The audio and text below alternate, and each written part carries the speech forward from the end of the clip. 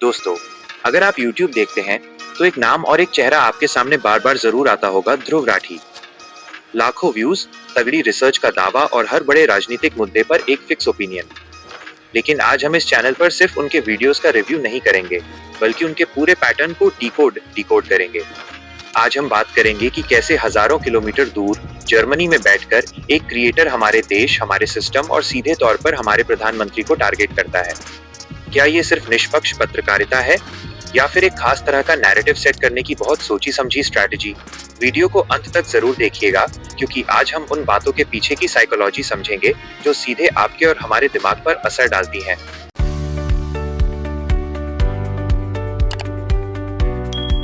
सबसे पहला सवाल जो हमें खुद से पूछना चाहिए वो ये है कि जो व्यक्ति भारत की ग्राउंड रियलिटी से सालों से दूर है, क्या वो यहाँ के रोजमर्रा के संघर्षों, भावनाओं और बदलावों को पूरी तरह समझ सकता है? ध्रुव राठी का कंटेंट अक्सर एक वेस्टर्न चश्मे, वेस्टर्न लेंस से भारत को देखने जैसा लगता है। जब आप बाहर रहते हैं तो देश की कमियां तो बहुत आसानी से एक एक्सेल शीट या डेटा में दिख जाती हैं, लेकिन उन समस्याओं के पीछे का जटिल इतिहास और जो जमीनी सुधार हो रहे हैं वो अक्सर उनके वीडियो से गायब रहते हैं। ऐसा लगता है जैसे एक परफेक्ट दुनिया से बैठकर एक विकासशील देश को जज किया जा रहा हो। इसका असर क्या होता है? इसका असर ये होता है कि उनके दर्शकों को लगने लगता है कि भारत में सब कुछ ही गलत हो रहा है। अब आते हैं उनके वीडियोस के सबसे बड़े टारगेट पर, देश की सरकार और खासकर हमारे प्रधानमंत्री। लोकतंत्र में आलोचना करना सबका हक है और सरकार से सवाल पूछना जरूरी भी है, लेकिन क्या आपने कभी उनके वीडियोस का पैटर्न नोटिस किया है? हर मुद्दे को, चाहे वो कोई स्थानीय घटना हो, कोई आर्थिक फैसला हो या कोई अंतर्राष्ट्रीय डील, अंत में उसे इस तरह से फ्रेम किया जाता है कि पूरी गलती सिर्फ एक व्यक्ति या एक सिस्टम की है। इसे पॉलिटिकल साइंस की भाषा में कंटिन्यूअस नेगेटिविटी कहते हैं।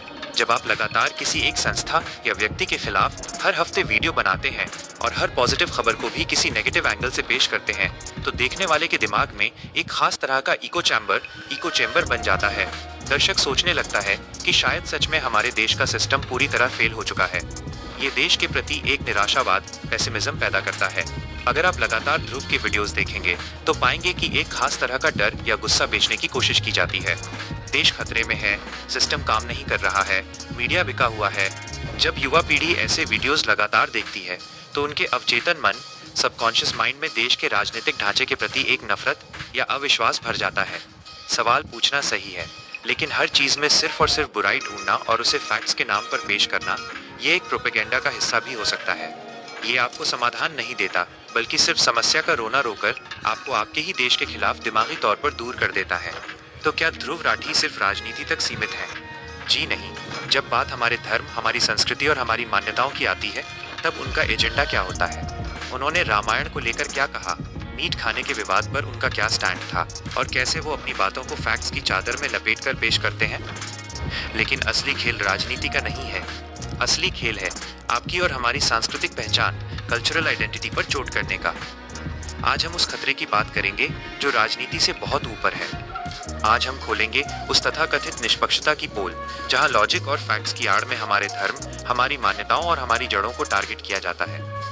रामायण से लेकर मीट खाने के विवाद तक। आखिर ध्रुव राठी के इन वीडियोस का असली मकसद क्या है? आइए आज इस पर्दे को पूरी तरह से गिराते हैं। किसी भी देश को कमजोर करने का सबसे आसान तरीका है वहाँ के युवाओं को उनके ही इतिहास और संस्कृति से काट देना। ध्रुव राठी के कई वीडियोस में आपने देखा होगा कि वो भारत की प्राचीन मान्यताओं जैसे रामायण या हिंदू धर्म की परंपराओं को एक वेस्टर्न रैशनलिस्ट नजरिए से तौलते हैं।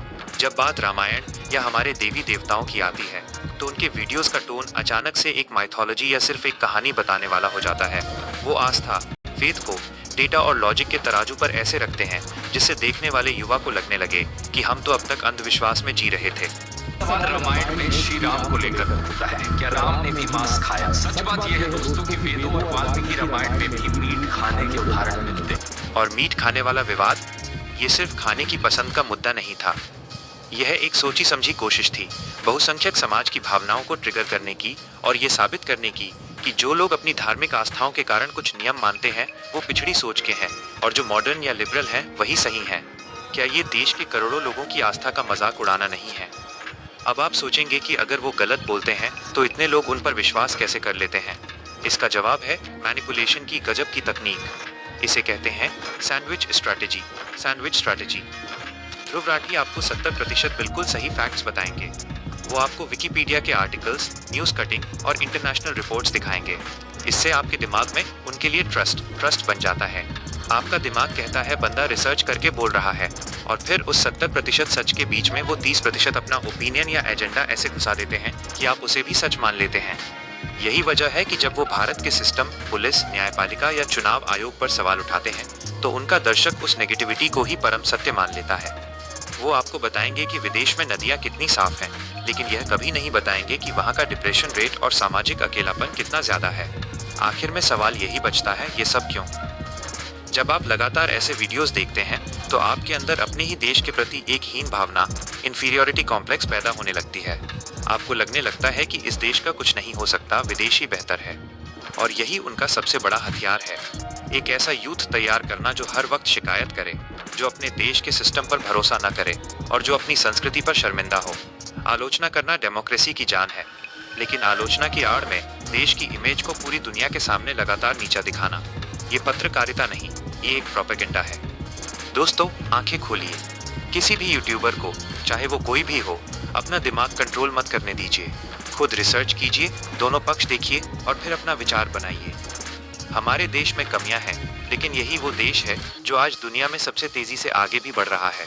अगर आपको मेरी ये एनालिसिस सही लगी, अगर इस वीडियो ने आपको सोचने पर मजबूर किया, तो इस वीडियो को अभी लाइक करें, हर उस दोस्त के साथ शेयर करें जो आंख बंद करके यूट्यूबर्स पर भरोसा करता है। और हाँ, अपनी राय कमेंट्स में ज़रूर बताएं, मैं हर एक कमेंट पढ़ूंगा। चैनल को सब्सक्राइब करना मत भूलना। जय हिंद, वंदे मातरम। और हाँ, ध्रुव राठी, अगर ये वीडियो तुम तक पहुँचे तो अपना वो सबसे बड़ा हथियार बाहर मत निकालना, यानी कॉपीराइट स्ट्राइक। मैंने इस वीडियो में तुम्हारी असलियत और तुम्हारे काम करने के तरीके को एक्सप्लोर किया है, सच्चाई को सामने रखा है। तो इसे देखकर मेरे चैनल पे स्ट्राइक मारने की कोशिश बिल्कुल मत करना। हम जानते हैं कि कॉपीराइट स्ट्राइक तुम्हारी सबसे बड़ी ताकत है, लेकिन अपनी इस ताकत का गलत इस्तेमाल करना अब बंद करो। एक छोटा क्रिएटर भी दिन रात मेहनत करता है ताकि वो भी आगे बढ़ सके, ग्रो कर सके और बड़ा बन सके।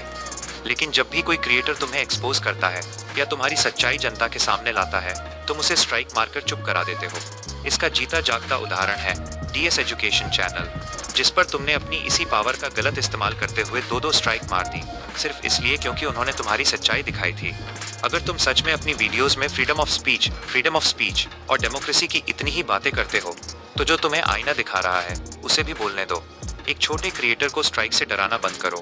अगर मेरी किसी बात से तुम्हें दिक्कत है तो वीडियो बनाकर तथ्यों के साथ जवाब दो, कॉपीराइट स्ट्राइक के पीछे छिपकर नहीं।